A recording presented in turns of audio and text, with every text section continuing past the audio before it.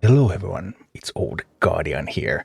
Blizzard went ahead and nerfed first Arthas and then Charlga, and I had plenty of solutions for the event missions for the Horde event that relied on Arthas and Charlga.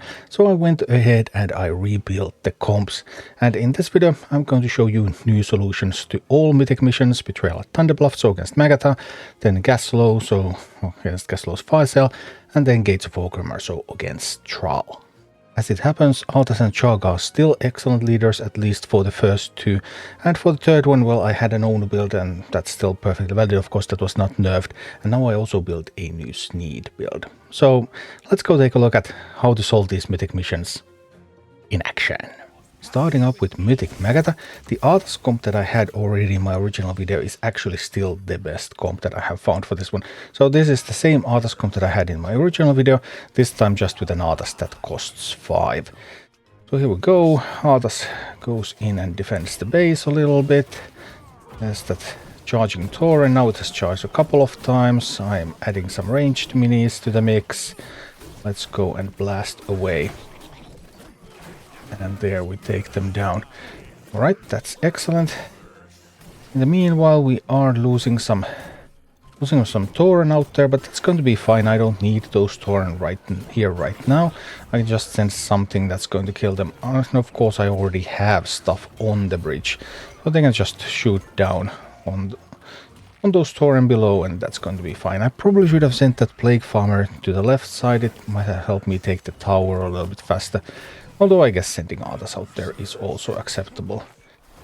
Nah, Plague Farmer is just deciding that pursuing that Tauren is not worth it. Anyway, doing some Whelpecks out there. Whelpecks, Plague Farmers, excellent minis for trying to get these Tauren on your side. Plague Farmer can shoot them from the high ground here if you send one to the left.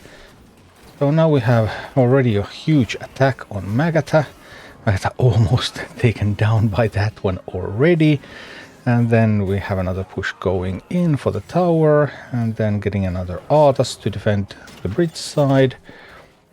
And everything looks really sweet here. As soon as we get rid of that, I just want to get rid of that Witch Doctor, and I do. And yeah, ready for another push, and we already had one. I should have supported that push a little bit better. If I had done that, then I would have killed those harpies, and I would have actually just killed Magatha already. But it's okay. We're clearly winning. I mean, there's no risks anywhere for the base. Everything is working really well, and that's going to be it very soon. Arthas reaches Magatha. Still getting some Stonehoof Taurens on the way, but now I'm sending out some of these Plague Farmers, getting some Whelpecks out there. Just pop them and you're gone. Doesn't even have time to do that. So this Arthas build still works really, really well, and it's my favorite build for Magatha.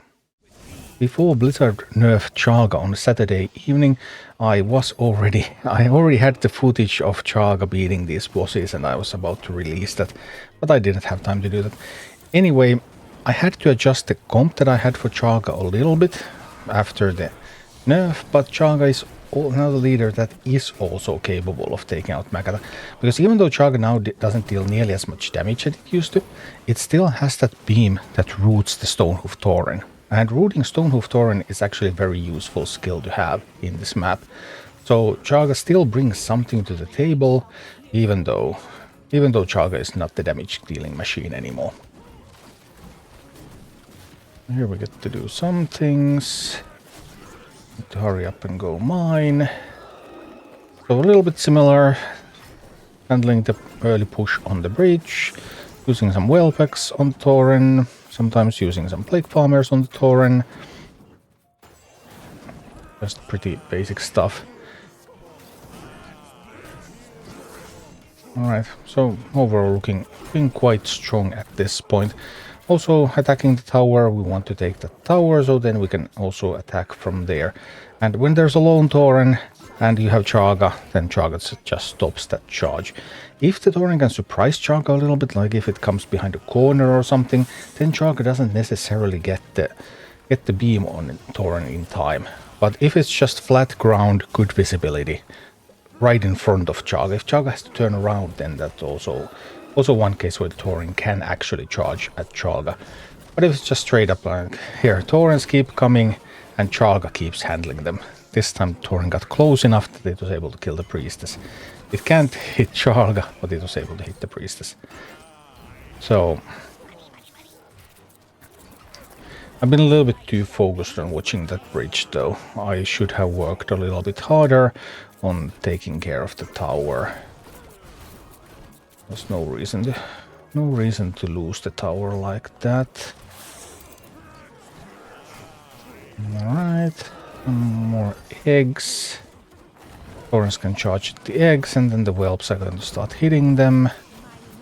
Now we need to work a little bit to get to that tower. Right now we have, this is good when we have the Tauren. The Tauren will then tank the harpies and then the whelps can kill the harpies. That works really well. If you manage to get the Tauren on your side before the harpies are there, then the whelps work really well. If you don't, then the whelps often focus on the Tauren and then the harpies can actually kill the whelps. Anyway, here we get a nice push. And we get the first phase change. There's going to be a wipe. There's going to be a totem that pulsates damage. I'm not looking at it, but that's what's happening. And so that push is dead, so I need to build another one. Now I'm a little bit concerned. There's some stuff going on. Those whelps are also not dealing damage quite fast enough, so this time I might end up losing the Tauren and losing the whelps. Yeah. Sometimes things go like this as well. But it's overall okay. I would now just need to start sending stuff from the left tower that I have. Because that's a really good tower right there.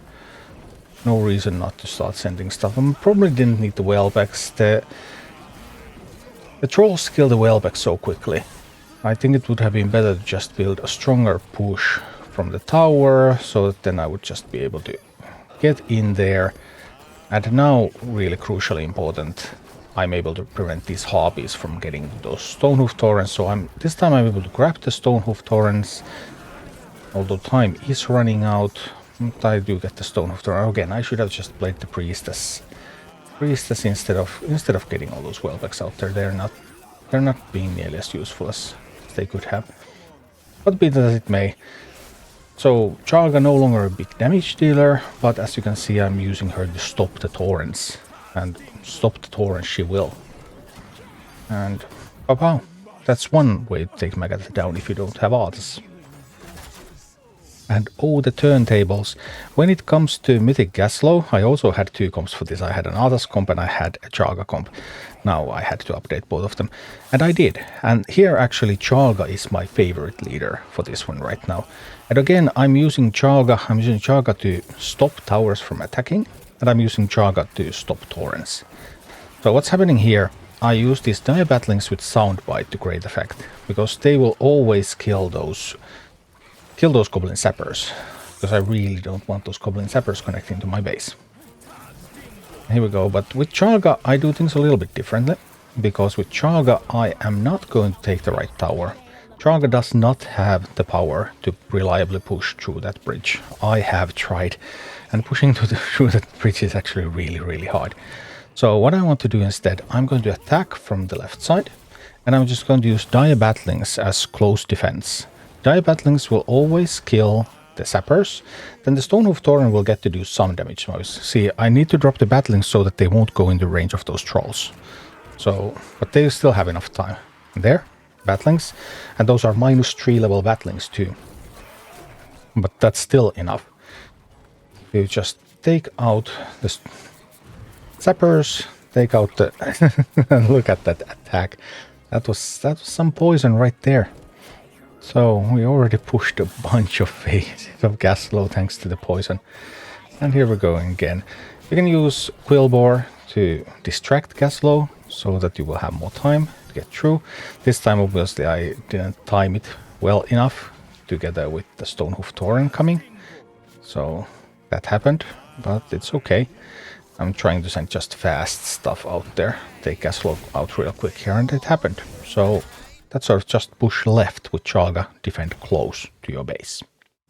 Overall, it's really hard to push over the bridge in Gazlowe nowadays, but I have found that I can do that with Arthas still, even with the 5-cost Arthas.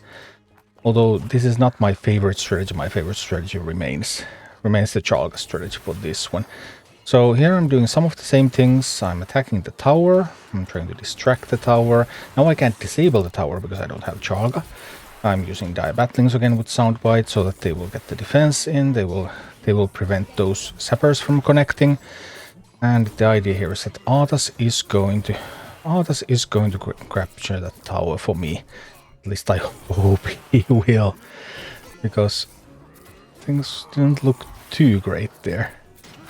Not overall. It still went nice enough. We got the tower, alright. And then Arthas can push over the bridge. So I want to use the Quillbore again to distract the rocket tower on the other side once we get far enough, so that we will be able to get over the bridge. And while we're fighting for that, I'm still using the Dire Batlings, handling the sappers, and then also handling the Stone of Thorn. I add some Spiderlings so that I get some poison in. And now that we're getting closer to the tower, Quillbore is going to tank the tower a little bit. And let's go. Take that tower down. Let's see if we can do it. And with the power of Arthas, we can. Good Arthas. Strong Arthas. And now that we have access to both towers, then that means that we can just kill these incoming attackers from above. They're trying to get through to the base, but now we have control of the canyon, so they won't be able to do that anymore. I was a little bit too late there, and ouch, lost the Plague Farmer for nothing. Because I was trying to distract the Quillbore. Still the same idea, distract with Quillbore. I'm sending my regular attack groups from the left side, but when needed I will send some stuff from the right, just to keep control of the canyon. That troll is actually really annoying. +2 troll, and that deals so much damage to the rocket tower. Okay, I'm going to need a little bit of help here. I don't want to lose anything. Okay. Bit of a struggle, but we've already pushed 2 phases, so only 2 remain. Shouldn't be too bad. And control of that canyon just makes defense so much easier. Although those trolls that spawn on the bridge, they can be a problem. So the alternative would be to send my attack armies over the bridge from the right side. Then there would usually be someone to kill the troll before the troll kills the rocket tower. Like here, I had somebody out there to kill the troll. Alright, we're attacking Gazlowe again. Doing a pretty decent job. I would have to stop those. No, I needed to. That was a problem. Yeah, I did not stop the sappers adequately there, and now we ended up in a big fight over the tower against 3 Stonehoof Tauren. And this is the moment the overtime also begins, that I decide, okay, we're just going to ditch that tower now. We're in good enough a position. I think this is fine. We'll just abandon the tower. We push at Gazlowe. We're going to make it. Then, of course, I didn't take into account the timing of those Stonehoof Tauren there, but it should still be fine. Go, team. Go. Sending some fast stuff at Gazlowe. And that should be it. I think that should be it. And it is. So, also, Arthas still powerful against Gazlowe. And finally, there is Thrall at the gates of Orgrimmar. I don't like Charlga Healer anymore, now that Charlga doesn't have the damage, so I still like my own build, I think it is fine, and then I like Sneed. And what happens, I use Sneed to duel whenever possible, because Sneed with Lead with Greed will give you 4 gold if it wins the duel. If a Swole Troll wins the duel, it gives you nothing. So that still gives you gold. They're coded a little bit differently, how the Sneed functions and how the usual gold functions. So whenever possible, I want to use Sneed to duel, and Swole Troll can be used to fight against Thralls, Swole Troll can be used to fight against towers. But Sneed for the duels send some support, and that's how we roll. The duelists, when they arrive, you have 22 seconds to engage them. Otherwise they will consider the duel won, and then they're just going to pop the towers. So largely what I'm doing here, I'm sending stuff on one side, I'm sending stuff on the other side. And eventually what I want to happen, now that I managed to drive a Thrall to the back line, eventually what I want to happen, what I really, really want. I should have sent Sneed over there to duel, by the way. That would have made a lot of sense. But I'm planning to send Sneed on the other side. There should be a duelist on that side soon as well. I hope anyway. And now I'm getting some towers, and let's go with poison. We have plague farmers, we have spiderlings, and Thrall is going to get so poisoned here. Thrall has the charge that is on a cooldown, so it can't do it all the time, but it's going to wipe one direction of attack. But I'm attacking from multiple directions, so that charge doesn't help Thrall. And poor Thrall going down. Boom. Thank you for watching. Click like and subscribe if you enjoyed this, and a special thanks to all of my Patreon supporters, YouTube members and Twitch subscribers who make all of these videos possible.